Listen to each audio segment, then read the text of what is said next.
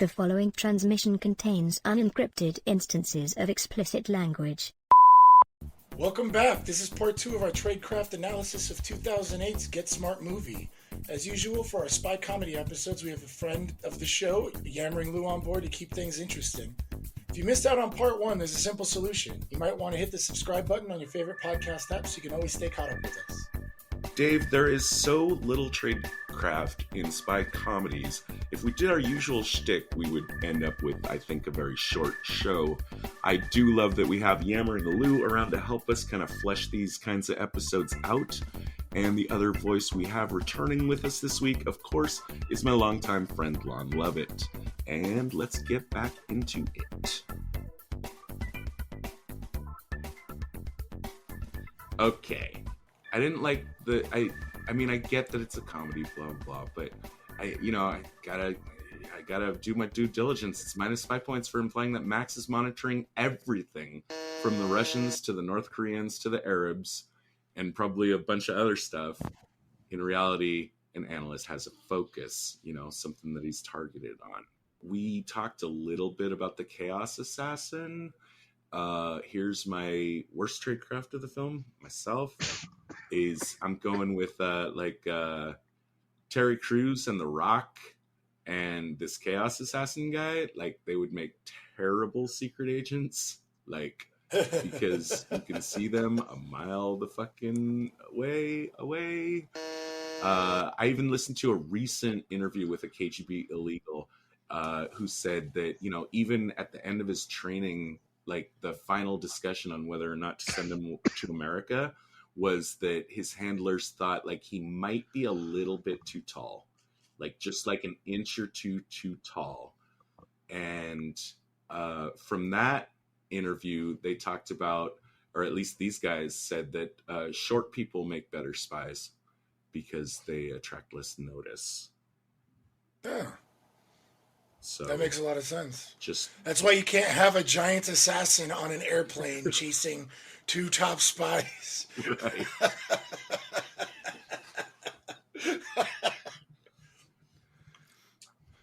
What about you guys, Lon and Lewis? Can you flag any bad tradecraft? It's hard because you have to allow for the film to be what the film wants to be. But no, I already flagged my bad tradecraft. I agree with fucking Dave. That was the worst tradecraft in the movie. It was off-putting. That the lengths to which they took that joke, off-putting. There's nothing else to say about it. Before that, though, with 99 and Max practicing being a married couple, I think was pretty good. Plus spy points on that tradecraft. They were rehearsing their story, getting their cover story together. Because that just happened right before that scene. So I think it was a nice playoff. And then they started taking it seriously. Do you want to have kids? And then it became a real marriage argument. I think that was really well played out. The humor of the moment is that they're falling accidentally into the illusion that they're actually a married couple. But I agree, and that's my number one best tradecraft, because if you strip the humor out of it, going over the details in that way and practicing, bitching at each other about bullshit, right, would make their cover much stronger. That's my best. Yeah, that's definitely a good one. Yeah, I thought that was really cute, the way that they did that. I thought that was really cute, and the way he fucking rips on her, and the way they come up with that story. That was a very good add to the movie. Very good add to the movie. Right. It's kind of if you see if you're an enemy agent and you just see a, supposedly married couple and they're just being quiet, you might think something. But if they're kind of making a scene and bickering at each other a bunch, it just feels so much more natural and would kind of take them off your radar, I think. Yeah. Lewis, where are you, man? Are you getting so high you're fucking falling asleep on us? I'm so high that I'm out in space looking at the Earth, but I've gone back in time, so I'm watching the Earth film, the actual Get Smart movie. You're too high, man. That's over high. Still not high enough to laugh at this movie, though. Come back to us, Lewis. Come back to us, Lewis. What do you got to say? What's bad tradecraft and good tradecraft? Come on, Lewis. I just fucking found out what tradecraft means. Come on. All I know is a bad trade policy, and as we know, tariffs they're not the answer. Come on. Global trade has reduced extreme poverty by like 30% in the last 30 years. So it's working, man. Just keep it up. Yeah. But that's trade policy. Yeah. We're talking trade craft. Trade craft. What about the movie? The Craft with the hot chick from the Party of Five? That's not The new what one- we're talking about either. The new one was terrible, but yeah, the old one was pretty good. We're and talking with about Fairuza trade Balk. craft. It had Stay on Fairuza topic. Balk in it. That's all I Stay know. on topic. Yeah. We're talking about trade craft of this movie. What do you think is good trade craft or bad trade craft? I'm confused. I can jump in on a comment Lewis made earlier, which was one of mine. I'll start with the fact that like when they land in Moscow, or not Moscow, they're not in Moscow yet. They're just in the Russian countryside. It seemed completely random that Max detected the radioactivity on the one guy. Like I didn't ever see that was part of their plan. Maybe it was. I don't think they ever told us why they're trying to land in this spot in the first place. And also it seemed like where they landed when they landed was unplanned. So it seems like just complete random script hand waviness that they landed in the right place for Max to happen to have his watch detect radioactivity on a guy, which puts him on the trail of the thing. The reason I bring this up is because Lewis previously mentioned that it was really weird that The Rock got to go to the site where they're, doing the yellow cake uranium stuff. And like, why didn't Max's watch pick up the radioactivity? Why did the movie wait until just the movie wanted it to suddenly show up that his watch would start ticking and saying that The Rock is radioactive? It had plenty of opportunity to detect that previously. Like I said, how would he wipe that? How would they wipe that? I mean, in reality, how would they wipe the whole site down and nobody The Rock was the only one that goes there? Or I guess you could say the bad guys cleaned it all up, and maybe that would make sense then. I guess. But then how does The Rock? Yeah, how do they explain that? It has to be like The Rock and a bunch of people in on it, right? For that to work in the plot, right? A bunch of people went there and like Geiger counters going off. The Rock's like, no, you didn't see anything. They're like, okay, you're The Rock. Right. Yeah, it was. But, it was kind of odd too that the whole idea was that all the agents were compromised except for 86 and 99. Which, by the way, I want to mention that too. Like, one of David's pet peeves in spy movies is when we see our operatives just going out there and operating like without a team around them. Mm-hmm. But in this movie, like 86 and 99 are doing exactly that, but they've actually kind of done their work to kind of sort of justify that, even though it's a silly justification, but it does exist. That they've established that none of the other agents can poke their heads out of control. Because she's had a face like change, right? That's why she's the only actual agent that can still be a right. And when the other ones were survived because they knew to stay in the base, right? Like The Rock knew he couldn't go out, and Terry Crews they were only ones that survived, right? Because they were there when they found out, so they did right. Right. So my little bit of minus plot points is why, in the aftermath of the bakery sequence, was it suddenly okay for The Rock to visit the scene? It doesn't make any sense. Like, you could take that to wasn't the Alan Arkin character? He's like just a regular meeting right out in like Washington D.C., isn't he? Like, if he's like supposedly like been like compromised, wouldn't he not be able to do that? Because like they're all compromised, they can't go out because they'll just get killed, right? But yet he's just going to a meeting, right? Isn't he? There you go, Lewis. There you go. You're analyzing tradecraft. Congratulations. and I'm still high. That has been established. I don't know. Where do you want to take this, Dave? Dude in the bathroom talks too much. Radioactive guy. And then we get that would take me to the dance part. Whereas I did like, like she she sees the opportunity to sidle up to the dude, right? That owns the mansion, and she quickly like makes up this thing about like, oh yeah, don't worry about this guy, he's just an idiot, and he plays along with it well. They adapt to the situation, and that's plus 5 points because that gives him the freedom to kind of move around, and her the opportunity to try to squeak some information out of Dancy Guy. Right.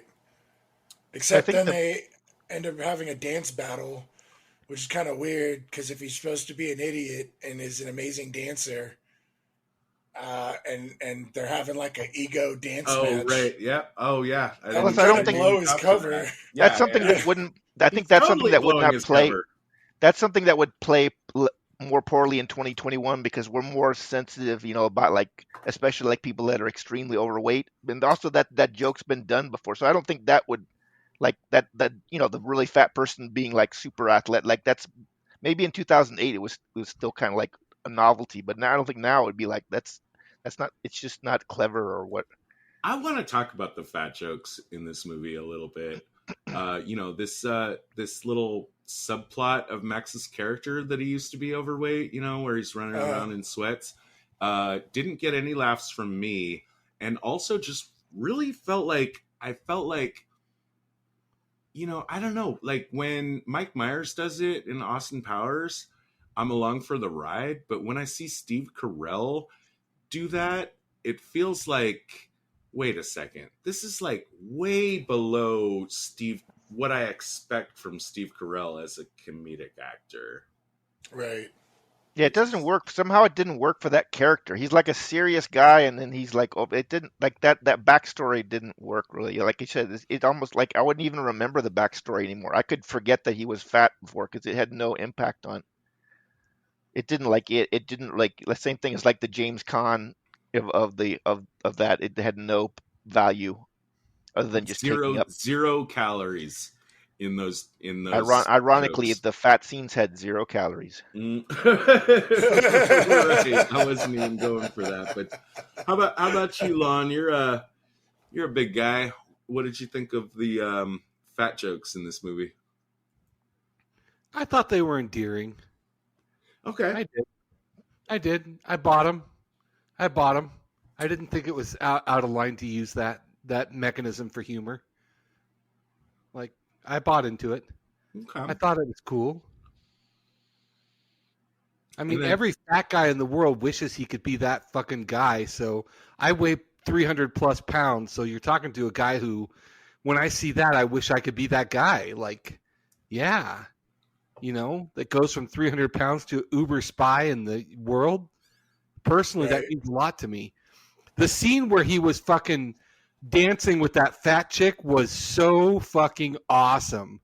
That was such a great scene. I thought that was funny as hell. I thought that was so funny. Tell us why. Go into it a bit. Well, because he used to be fat.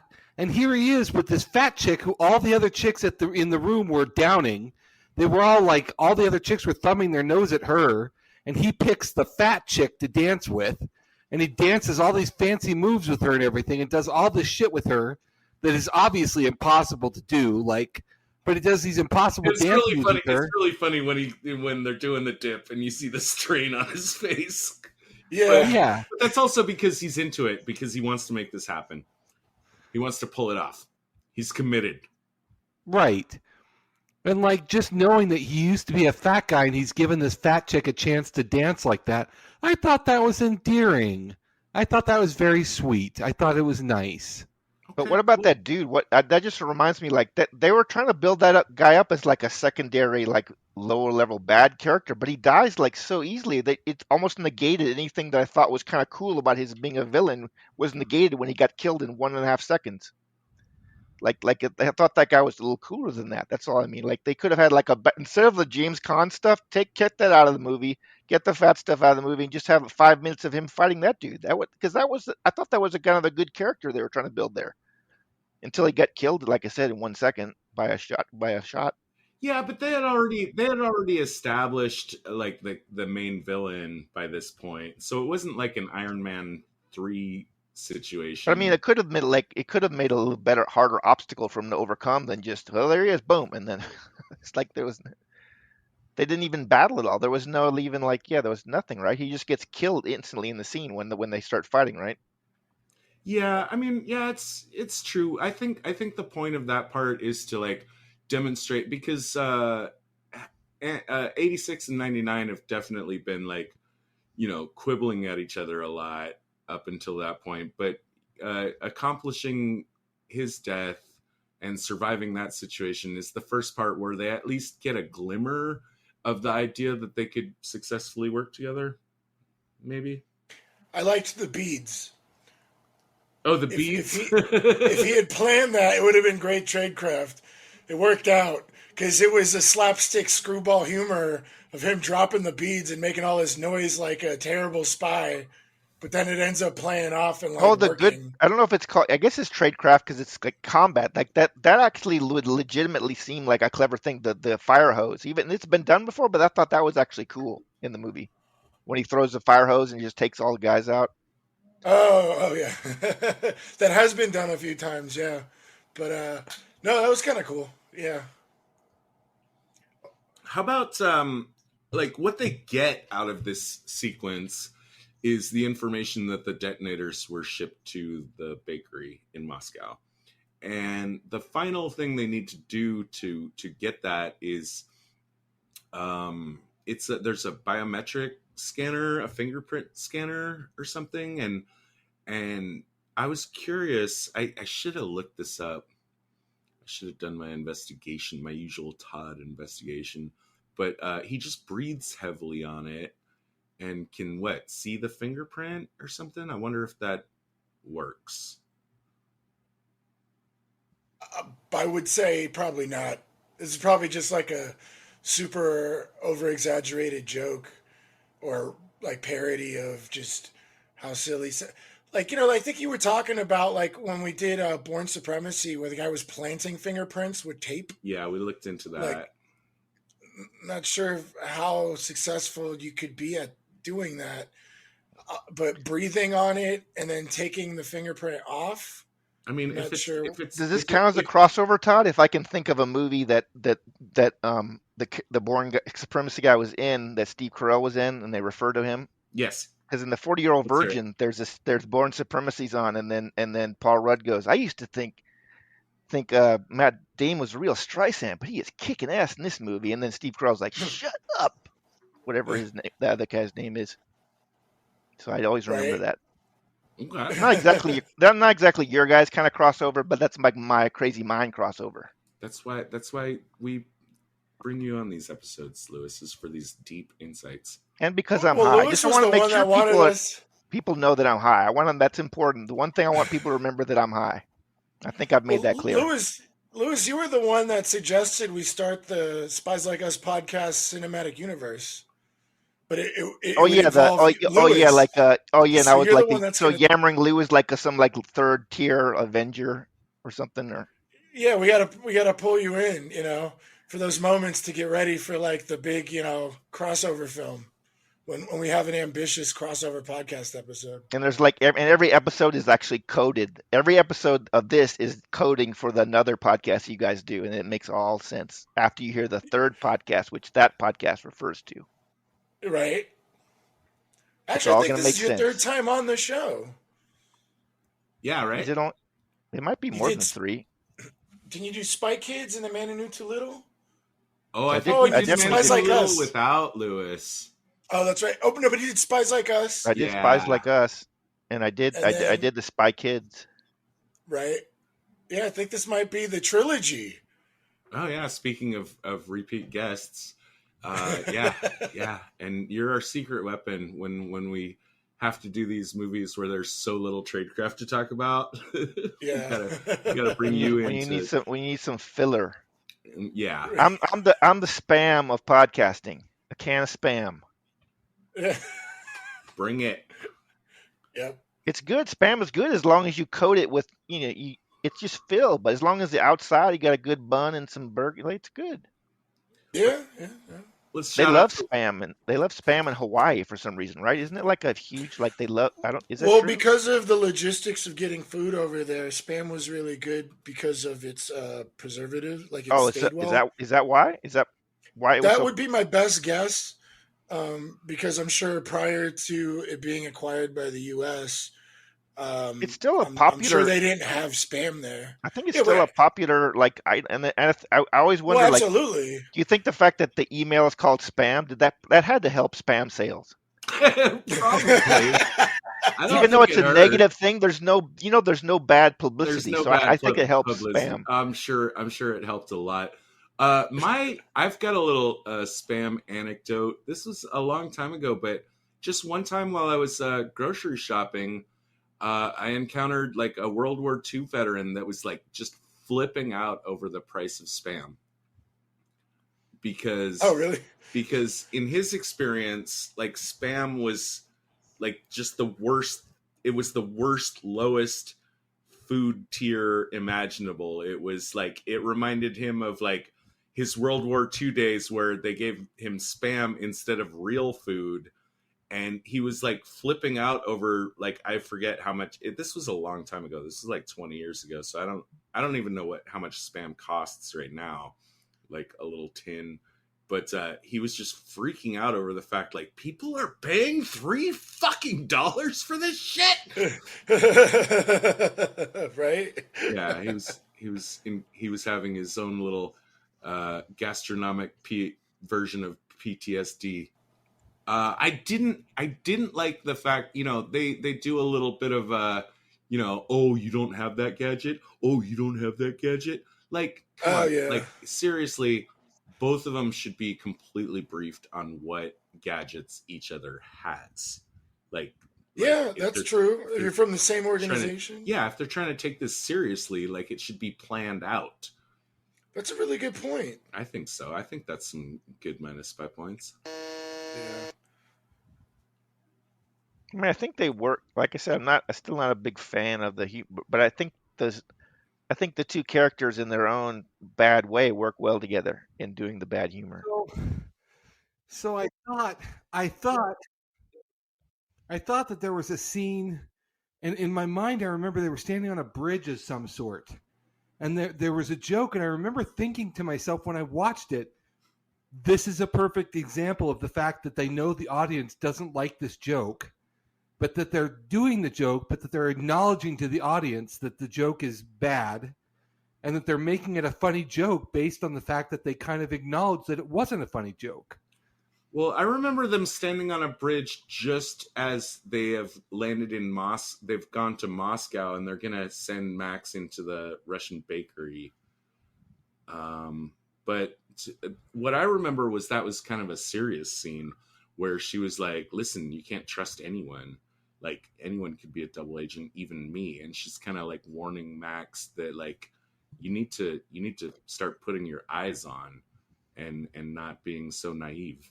I think they were talking about love, though. It was a metaphor. Okay. It probably had a little double play there, a little double agent. Because they don't really totally make it up, but aren't they supposedly there's something between them, but they don't really explicitly say that they're going out at the end, though, do they? But well, how did we feel about let's roundtable the chemistry between Carell and Hathaway? Let's start with you, Lewis. no, I thought, like I said, I don't think most of the movie was funny, but by the end it's likable. So I think that's something must be a good. Like I said, it's the good between them. Even though maybe like I don't like the script, I think the fact that I kind of it grew on me that is probably a testament to that they're working well together. like they're likable. Like they're likable characters, even if I don't like a lot of the jokes.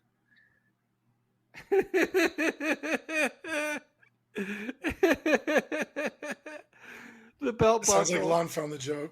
The belt buckle. She says, Max, they have the belt buckle. He says, what about the belt buckle? She says, Oh right, no, yeah. Oh, you're right. You're right. Says, That was a good one. There's a pill in there. There's a pill in there. You take it when you're in trouble. And he says, he says straight face. He says, how do we get them to take it? Yeah. Oh yeah, that's true. That's good. That was I like that. good one. Yep, you're right. The cyanide, Yeah, that was the scene I was talking about. Good one. Like it's just tweaked enough that you can laugh at the joke. Like I think. Right.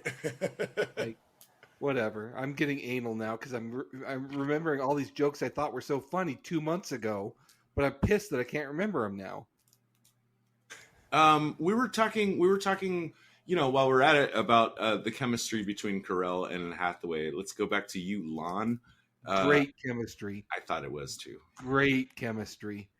I thought that made the movie. They kept it afloat, at least. Yeah. Absolutely. David? Absolutely. I thought it was really cute. How the bickering, like the pretend, like when they were practicing being a married couple, because I mean, it's going to happen. In a movie like this, you already know the story, right, from the get-go, right? And they're going to hate each other, and then they're going to be like together at the end, right? So I thought it was kind of fun, especially with the gags going on, that you could see each little moment. I think there was enough of the little moments where you could believe that they would grow on each other. I think like the big moment where like it finally kind of happened was a little much, but whatever. Like you already expect it to happen, but I think there was enough little tiny moments going through the story that made it believable. And like Lewis was saying, that like by the end of the movie, they kind of grow on you. So I thought it was cute. I enjoyed it. I will say, first of all, I thought like perfect casting. I mean, Carell as Maxwell Smart is ingenious. Hathaway, I'd never seen in a comedy before, but she definitely is on her toes in this one. I actually don't remember the romance and the connection between the two of them, but that's probably a good thing. Or at least it's a better than neutral thing coming from me, because again, like you're saying, Dave, like when a male and a female character just kind of get mashed together for no fucking reasons at all, like it really hits my red lights. And right. So just the fact that I don't remember them getting together is probably a good thing. Right.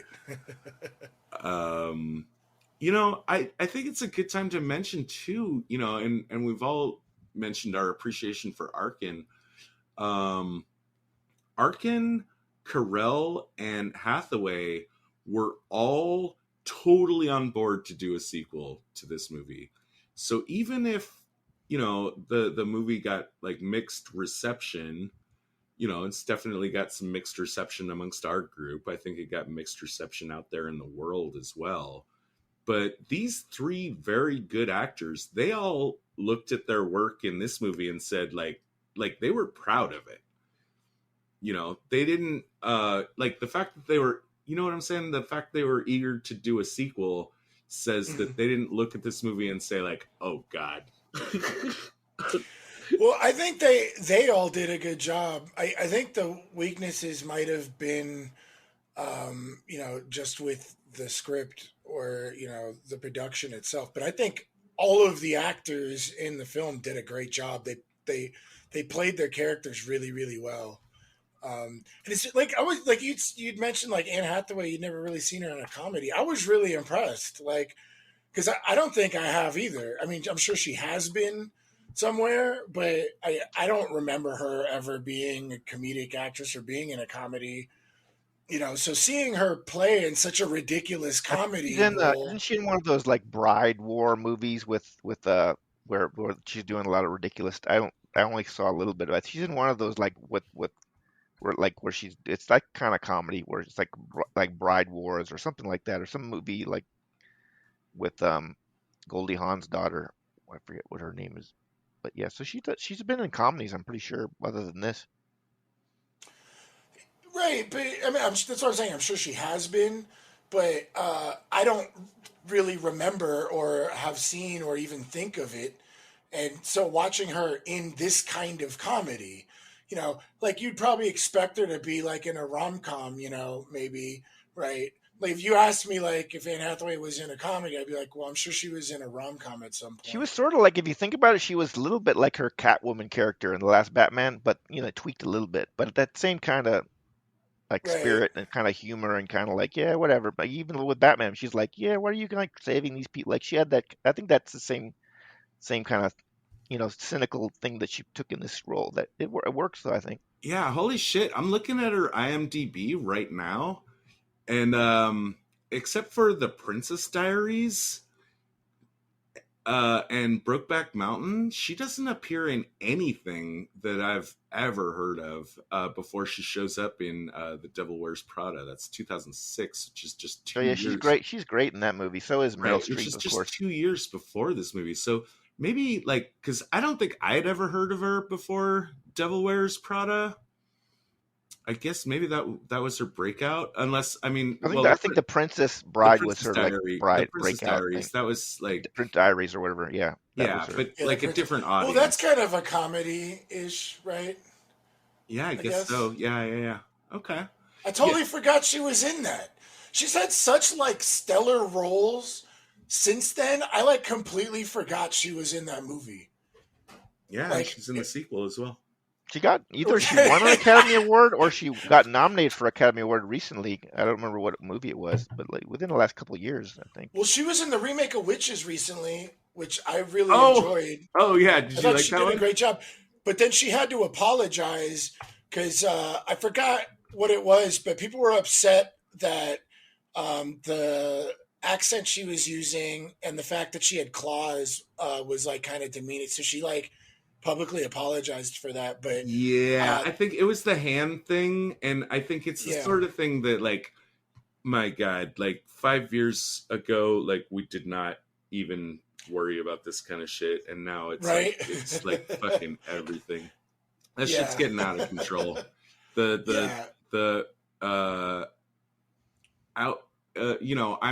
I'm offended, I'm outraged thing is just it's becoming highly concerning to me these days. Yeah, it's getting out of control. There's always someone that'll be offended, and then like the way it gets magnified, Especially when most of the time the people getting offended are not the people. Like it's like people getting offended because this one was whatever. I don't know but I'm saying the people that are making the biggest noise about it aren't even the people that we're being You're talked right. about. They're You're getting offended They're on just behalf of those people. They're just out there trying to claim credit for I spotted this first. Like the actual people that they're supposedly defending probably don't even care, or they're not offended by that. But somebody decided they should be offended by that, so I'm going to get upset about it. Like, Right. Well, the worst aspect of that, not to derail too hard, but it's just an issue that's very close to my heart right now.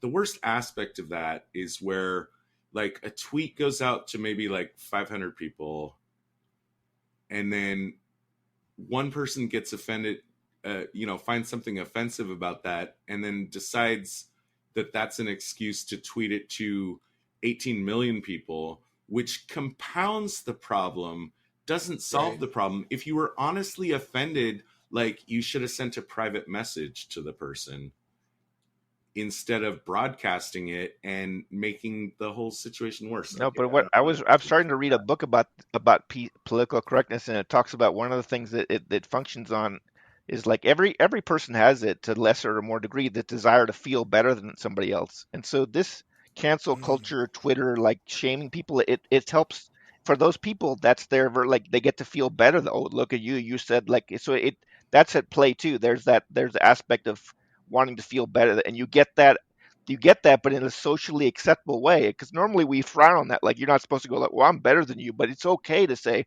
I'm better than you because you're like a whatever you are, you're a racist, this or that, whatever is insensitive. Then you can feel good about being better than them without feeling guilty. That's what that lady, what I the woman agree. was saying, Yeah, was part of the yeah, dynamic. I agree, and the technology is totally enabling it. We are going to tie the knot on that right now.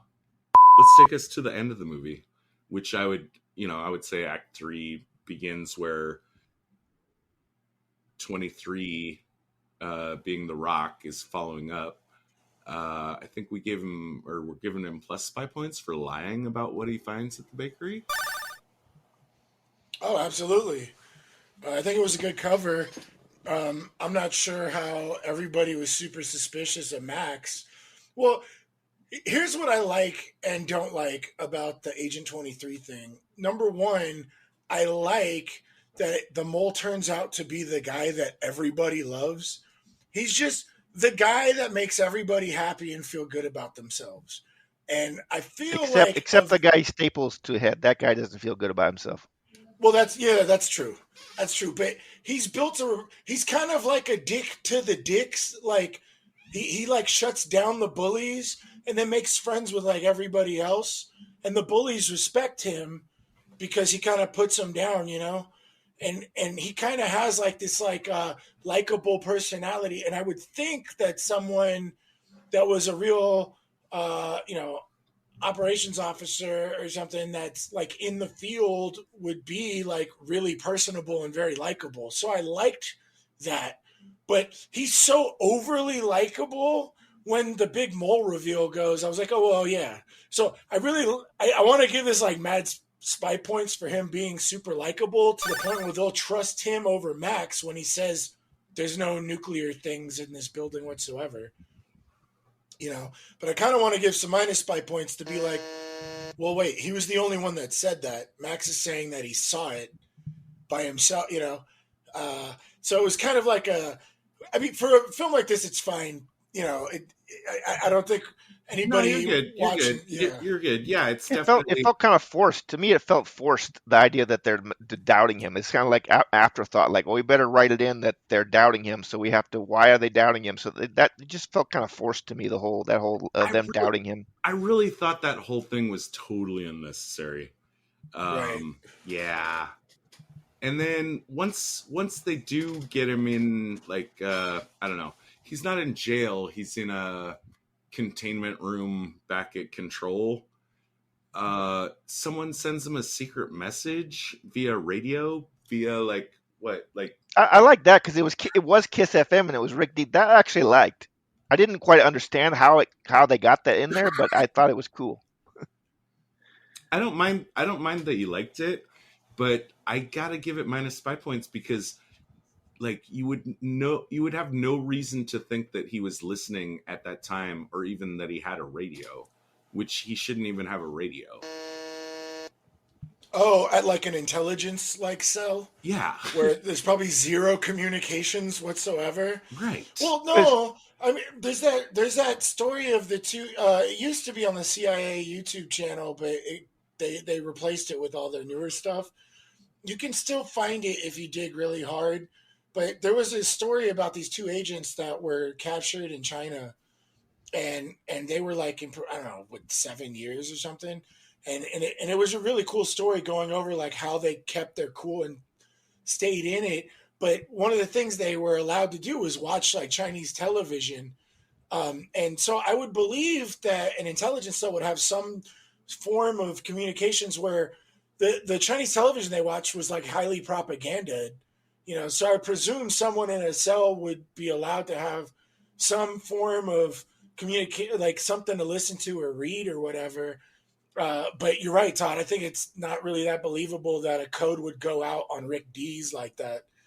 He gets out of his cell with some bullshit.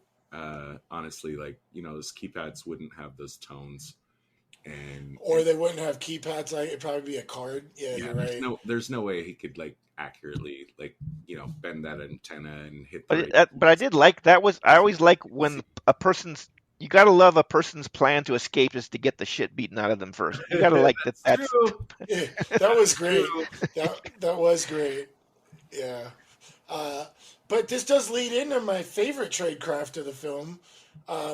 When he's running out, the two analysts that he was buddies with, we didn't really talk about them, but they come and pretend to have a gun on him, and he's like, "What are you doing?" He's like, "No, don't worry, we want to help you escape, but we got to look good for the cameras." oh yeah, it's And so then terrible. They do such a Yeah. terrible job of it. Yeah, we get some slapstick humor, but I thought it was cool that they like put on the front for the camera, so the security cameras would see them trying to stop him. At least they tried. And then, Yeah. Plus, it's good. Yeah. You already think those guys are the Weasleyiest cowards, and they made them look even more Weasley and cowardly than you would expect, which is Right. something. yeah, Right. Yeah, no, it's Dave, you're totally right. And that goes to my point about like, like because the law of comedy that's in place dictates that everything, even if it's smart, must fail right. humorously. They were at least trying for the right thing. So I agree with you on plus 5 points for that. I really okay. So again, not a super fan of the show, but I am appreciative of how much love the writers of the show of this movie want to show for the show. And so the way that they, like the whole museum thing was kind of weird, but at this point where he like, gets his car that, his very what's the word? Iconic car that he had from the series is really cool. And there's the moment where he like drives it out of the front doors of the museum. I don't know if you caught this, but when they do that stunt of driving the car out of the front doors of the museum, like it is incredibly obvious that it's a dummy in the car. Did you guys catch that? Yeah, I didn't catch that was that. pretty cute. Okay, well, in the TV episodes that I saw, they used dummies a lot for like humorous purposes, and I really Right. think this was like another of these little nods. Like they would have fights, wouldn't they? Wouldn't they sometimes have a fight scene where somebody's just throwing a dummy? It actually is a dummy, right? Yeah, or throwing a dummy off a roof or something. And in the TV show, it's extremely obvious. And just in modern movies in 2008, like I think if this wasn't a Get Smart movie, like they would have looked at that scene and said like, "Oh wait, no, you can tell it's a dummy. We have to go reshoot this." But I think it was fully intentional. Absolutely. I really do. I like when he punches him and he goes, "No, you moved the wrong way." He punches him and he kicks like his face goes the wrong way. It doesn't even match the punch, the fake punch. Right. That was funny. And the other guy just passed out before they could even get to the fake punch. Yeah. I got minus 5 points coming up for the scene on the rooftop where Max is kind of laying out his theory that the Rock, Agent 23, is the actual traitor, and the Rock's got his gun pointed at Max's head. I think that the right play there is to pull the trigger. Like shut him up right now. I think he can cover his tracks. I think the way what the movie is laid out for us so far is enough that that's my call. You guys, what do you think? I'm not sure I remember the exact scene, but I think if he had pulled the trigger, there would have been a big investigation, and he probably would have been put on leave, and it probably would have caught him up at some point. But I think you're right; it was a little too much. It's kind of like I always bring up the werewolf game in a lot of our spy films that we talk about, and what werewolves will do if some suspicion's coming onto one of them is they'll eat them that night so that they can't talk anymore. So I think you're right. It might have been the best move because he was a little too close to the trail. He's getting very close to the trail, yeah. Right, but it would have been a little hard to kind of explain that in an investigation. Like, did you feel your life was threatened? Did you feel someone else's life was threatened? You know, it more would have pointed like, no, you thought your cover was blown. But no, it's a good point that it probably would have been like, even if he couldn't cover it, pulling that trigger and then running and then completing the objective, right? Because Max is the one standing in the way of the objective. I agree with that. Yeah, there's that. There's always that. Well, he's doing a werewolf thing where he's trying to say, like, he's trying to, you know, I mean, they're keyed in on the Disney Hall target, and he's doing his good werewolf tradecraft where he's trying, you know, he keeps trying to mention, like, there's other targets we should be after. Right. Like, that are more important than this. But he also seems really committed to, like, be here at the bomb site, which is about to get nuked. Like, he's going to die. Yeah. And right? Yeah, that also seemed kind of off. You know, when the bad guy's driving away with the really big dude we're talking about, and he's like, "If this doesn't work," and he's like, "Yeah, it didn't work. Yeah, it didn't work, you jackass." You see a mushroom cloud, but they're still like 2 blocks away from the the Disney Hall when they're saying, like, so if wouldn't they just be dead? It wouldn't be like, "Hey, it didn't work." Like, no, we'd just be vaporized. Right. So who is 23? What is his actual motivation? Like, what does he care about? We don't get, I don't think, any of that. Like, he just is a sketched in cartoon villain. Yeah. Right? Pretty much. Absolutely. Because if the plan goes off the way he's angling it, like, he's gonna die.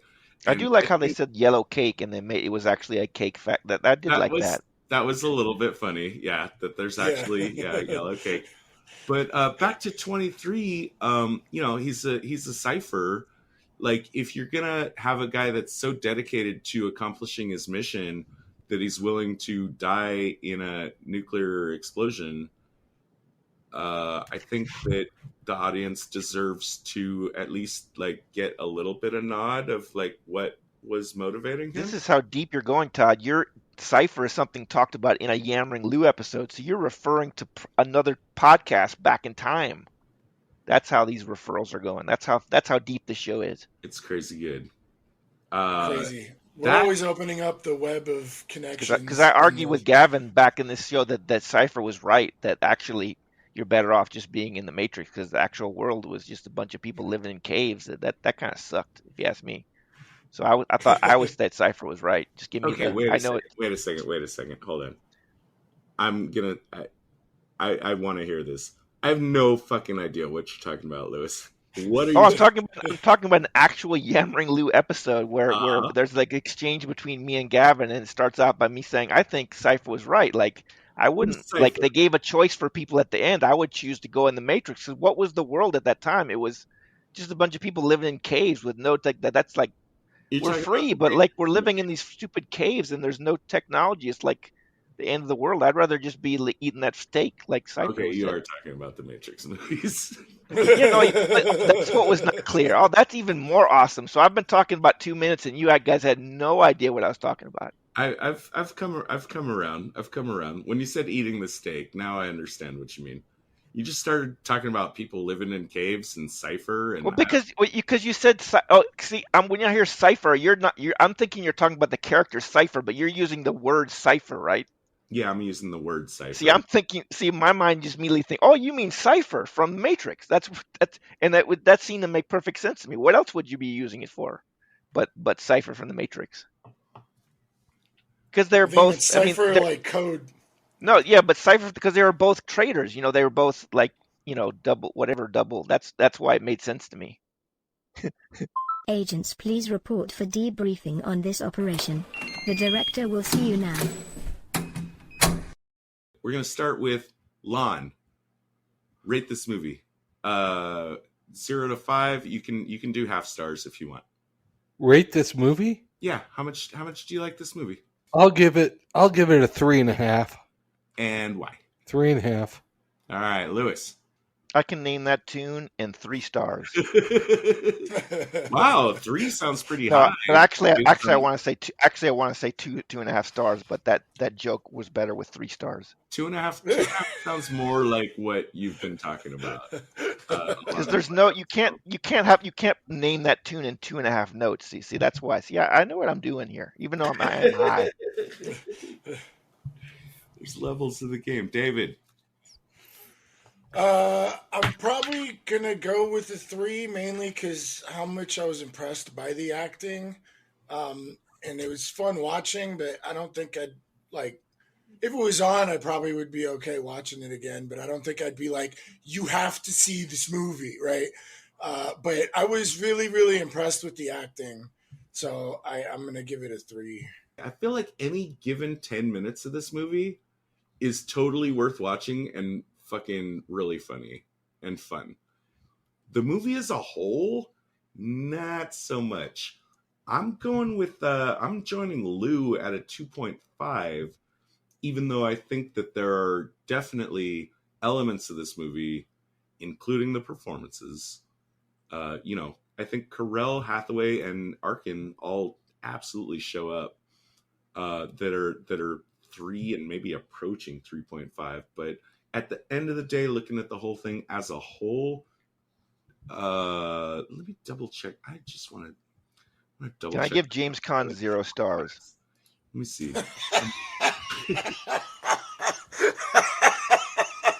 That just 0 sucks. stars, What's he 0 doing? He's stars James would Caan, be- man. The guy was in The Godfather. You want He was your in The money Godfather. back What's he time doing in back. this movie? What Yeah. happened to James Caan? What the fuck is going on, man? Yeah, You're in The I'm looking at some of Godfather. my previous ratings, and 2.5 is where I'm gonna land, for sure. Plus, you're James Caan. You're a cool guy, man. You're James Caan. Yeah. What the fuck, man? What the fuck's going on? It's possible, because remember he was a guest star in the original TV series. It's possible that was one of his very first roles, one of his very first chances to show himself as an actor. But who signed off on it? The agent's like, you're going to play a very lame version of George Bush in this movie. Well, he probably wanted to do I understand, but think about Tron, right? This is always my classic example. I super, super, super respect Jeff Bridges for showing up to do the Tron remake, because it's absolutely a movie that is 100% below his pay grade and that he should never be asked to fucking tolerate. But, the original Tron is a movie that put Jeff Bridges on the map, really started his career up. And so it's kind of like anytime I go to Subway, because my very first job was as a sandwich maker at Togo's, I always tip $1 or $2, even if I'm buying a $3 sandwich. Just because I'm just giving respect to the people that are doing. So was this the movie that ended James Caan's career?